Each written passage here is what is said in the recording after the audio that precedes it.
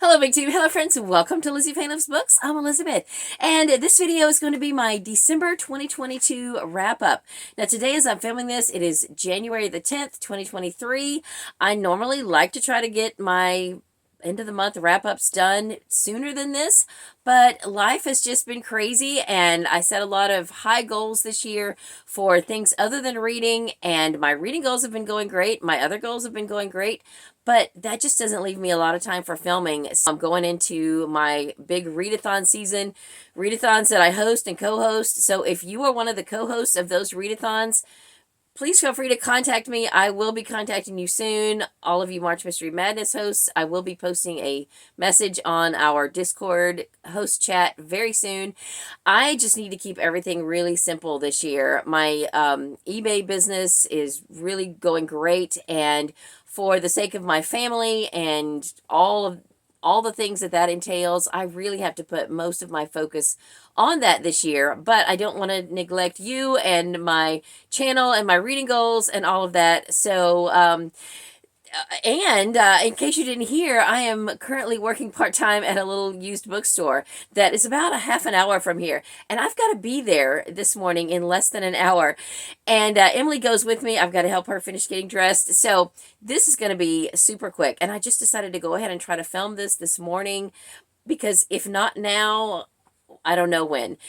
And I've got a few books that I need to go return to the library. So let's just get this done now. Let me just give you a quick summary, and I'm going to show you the books, and that is probably just going to be all I can do for this morning. But for the month of December, I finished a total of 34 books, and 20 of those were audiobooks and 14 of those were in print. And of the print books, 4 of them were graphic novels. I don't read a lot of graphic novels, but one of them is a classic. It's actually listed in my eBay store, and I just decided to go ahead and read it before I sold it. And then the others are connected to a series that I have read and loved this past year, and I decided to go ahead and read those. So I'll show you those in a minute. The biggest category that I read from was cozy mysteries. I read 13 of those. All of those were audio except one. And then I also did read several Christmas themed books. I read a total of 8 Christmas themed books.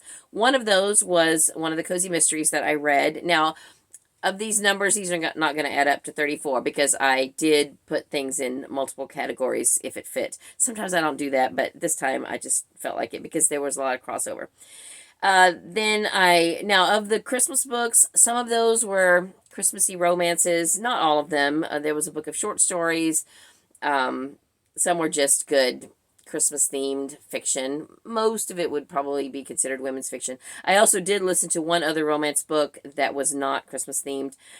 Middle grade, YA, and children's. I did not have any children's storybooks that I counted, although I think I did read a couple with Emily, but I did finish a children's devotional book with her. We had read it in 2021 and decided to go ahead and read it again in 2022.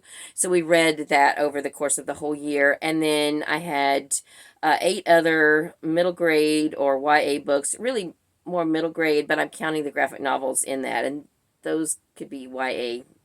So, okay, total of 9. Anyway, classics. I'm going to count 5 of the books I read as classics. Now, they're not necessarily well-known classics, but older books. I mean, they are, but maybe not mainstream classics, but they are well known by the people who read those authors. Let's just say that. And then 4 books that I would count as nonfiction. Now, if you went to the library, some of these other books would be not in the fiction shelves because they're short stories and whatever, but they're still fictional stories. So 4 nonfiction books. So I don't know why I ramble the way I do. It's just me. Okay, now, because I don't know if I'll actually ever get any kind of a wrap-up done for the whole year of 2022, let me just give you a couple of things. I am going to try to do something more for my Serious About series as far as, you know, how many series I finished and of the ones on my list and all of that. But for December, I finished a total of 5 series. Now, only one of those series was actually on my list of 22 on my Serious About series list of series I was working on. I did not finish 3 series that were on my list to focus on. So, or did I not finish 2? No, I think I didn't finish 3, but I finished plenty of other series. I think I finished a total of 20 series that I read beginning to end. A couple of those were rereads where I reread a book in the series, but then went on to finish the whole series. So not too shabby, really, to read 20 series start to finish. And now some of those were duologies. I'll just give you that. But some were longer. Of the 5 series that I finished, like I said, only one of those was on my actual Serious About Series list, but some of them were ongoing, and some of them were series that I started this year. So 2 of them were duologies, and one of those duologies was a reread, and one of them was a trilogy, and one of those was a reread. So I don't know. I'm still rambling. Oh my goodness. Okay. It's because I'm in a hurry. Well, no, it isn't. I ramble all the time. Y'all, it doesn't matter if I'm in a hurry or not. Anyway, so, but the bigger series that I finished were the Cackleberry Club series by Laura Childs. I think it's a total of 9 books, and I read the last 3. I listened to those on audio.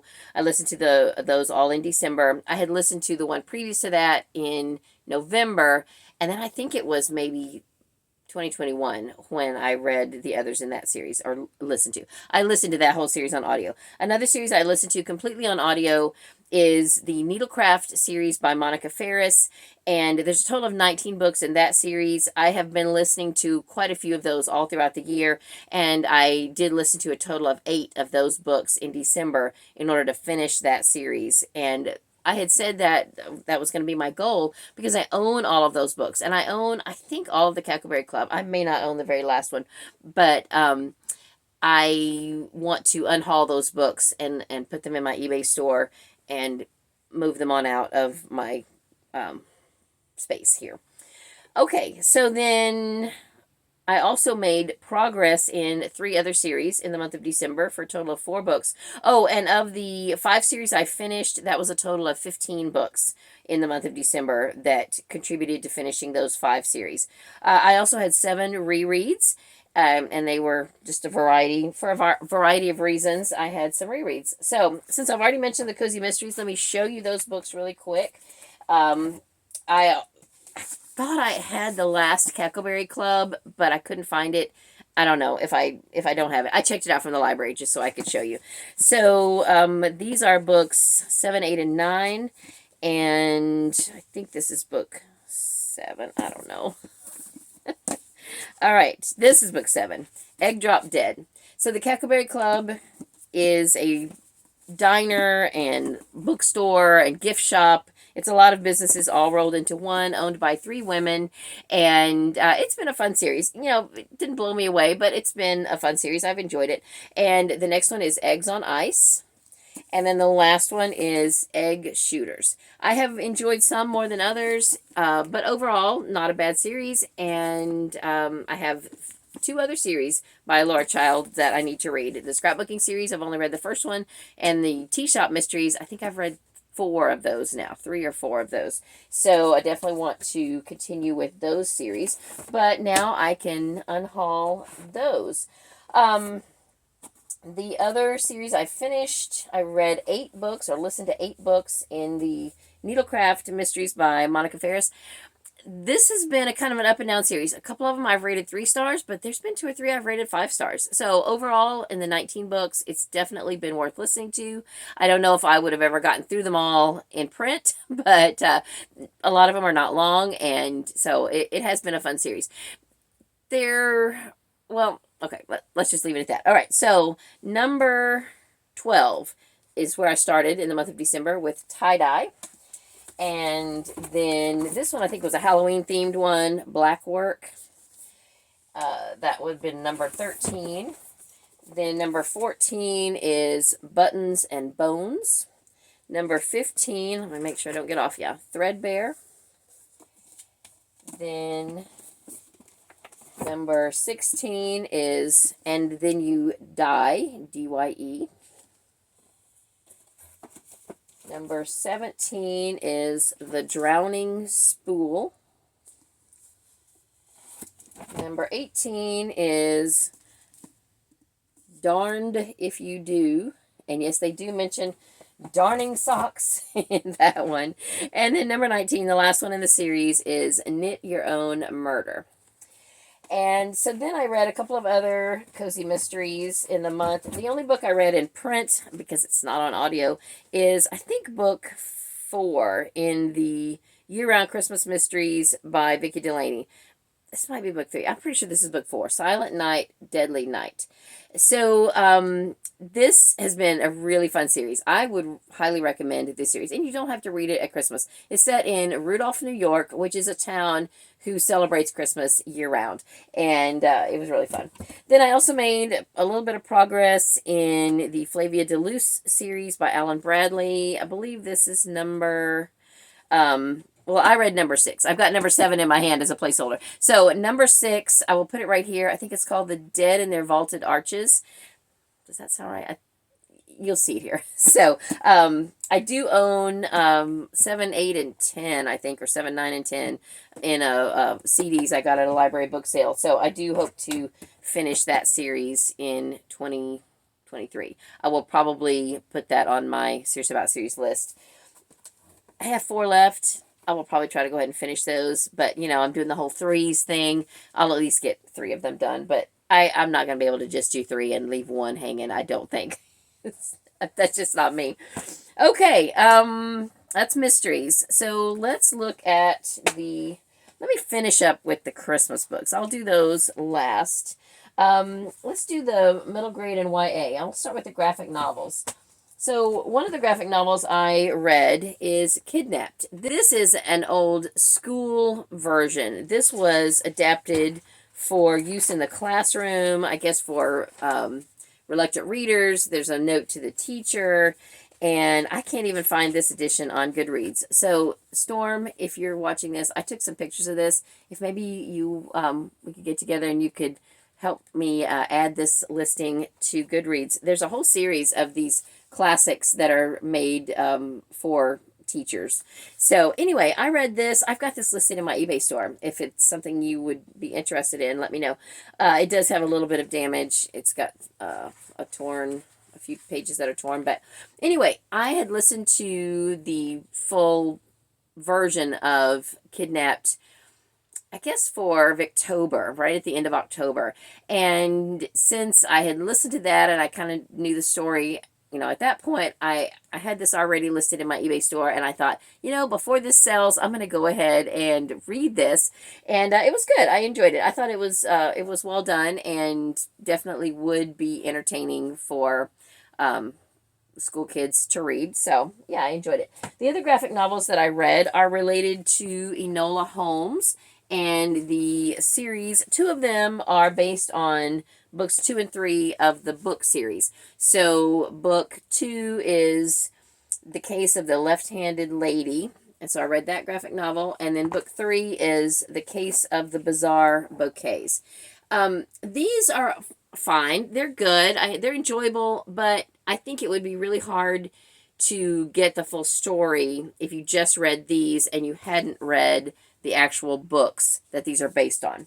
Now this one is obviously based on the show, and the characters are portrayed here as their actors who play them in the show. And this one I really did find very enjoyable. Now, even though the artwork here shows the actors who play them, I did not remember this particular storyline being in either one of the movies. I may have to go back and watch the movies. But anyway, this was very good, and I did really enjoy this one. It is called Mycroft's Dangerous Game. And then the other middle grade books that I read, one of them is Unleashed by Amy McCulloch. And this is book 2 in the Jinxed series. Right now, there is only the 2, so I'm considering this one caught up. I don't know if there's going to be any more or if it's just going to be a duology. But this is a science fiction, kind of dystopian series that I found very enjoyable. And the first book, Jinxed, was on our Sunshine State list last year, I believe. And so I wanted to go ahead and read this one. There was a big cliffhanger at the end, and I was like, oh my goodness, I have to keep reading. And very much enjoyed it. And then 2 other middle grade books that I read were on my Serious About series list that I wanted to finish this year. One of them was a reread. I had already read book 2 previous to this year, but I reread it after reading book 1 for the first time. This is Things Hoped For by Andrew Clements. This trilogy is called Things, and it has a small supernatural element. There is a boy in the series who is and has been invisible, and so that is kind of interesting. He is a side character in this book. The main character is a girl who is a music student, and she is about to audition for some really big music schools, and all of a sudden things start going crazy. So anyway, very good book. And then one of the side characters from the first book is the main character in this third book, Things That Are. And so this finished out the series. This one, the main character is blind. She's not been blind her whole life. She was in some kind of an accident a few years prior to when this book takes place. And then she is one of the side characters, main characters in the first book. So it all ties together. It's a great series. I really enjoyed it. And there is another supernatural element in this one because there is another character in this book who is invisible. So anyway, it's great, and I would recommend it. I love Andrew Clements' books. Most of his books, as I recall, that I read years ago, don't have a supernatural element. This one does, but they kind of explain it in a sciencey kind of way, so it's not, too far out of the realm of possibility, but still, it's a fun series, and I enjoyed it. Okay, so let's do nonfiction. For my devotional time, in fact, most of these are going to be part of my devotional time, but I read The Prayer of Jabez devotional. This is by Bruce Wilkinson. He has another book that's just called The Prayer of Jabez, which I've read a couple of times, and then this one was written out more in devotional form where you read a couple pages a day, and I did very much enjoy that. I am going to keep that and probably reread it in the future. Also in the Bible, I read the book of Luke, and enjoyed that very much. I have, of course, read it before. I've read the whole Bible through 3 times only in my life. Some people read it through every year. I am not one of those people, but I did enjoy this reread of the book of Luke. And then also I read, as I mentioned earlier, with my daughter, the this Veggie Tales devotional book. It's called Veggie Devos Day by Day, and it's kind of embossed on the cover. I don't know if you can see that, but anyway, it's very well done. This was our second time reading it. It just has 1 page a day, and they're very good. I really have enjoyed those. So I would recommend that for young children. Of course, my daughter's 21, but she has autism and still reads and looks at and enjoys reading children's books. So it really is a good book for her level, although it does refer to the reader as, being a kid. It's fine, but I would recommend that book if you can get your hands on it. And then the other nonfiction book that I read in December that is not part of my devotion at all is When You Lie About Your Age, The Terrorists Win by Carol Leifer. I already talked about this a little bit in my TBR jar wrap-up. This had been the last book that I hadn't read in my last TBR jar draw before I revamped my whole TBR jar process. So, so that was that. So I mentioned that I read a few books that I would consider classic. In that number, I counted this Kidnapped graphic novel. I also reread book 2 in the Pat duology by Lucy Maud Montgomery. Now, you guys know I was doing the whole More Montgomery challenge from September through November, and I reread all of Lucy Maud Montgomery's series books except this one. I did not get to this. I found this on YouTube on audio mostly. There were quite a few chapters at the end that were missing that I did have to read in print, but still I was able to listen to the majority of it. It was very nice. I do hope that that person will be able to continue uploading the rest of the book, but it was very well done. And anyway, so this is Mistress Pat by Lucy Maud Montgomery, and I believe I would consider this a YA book, and I did list that.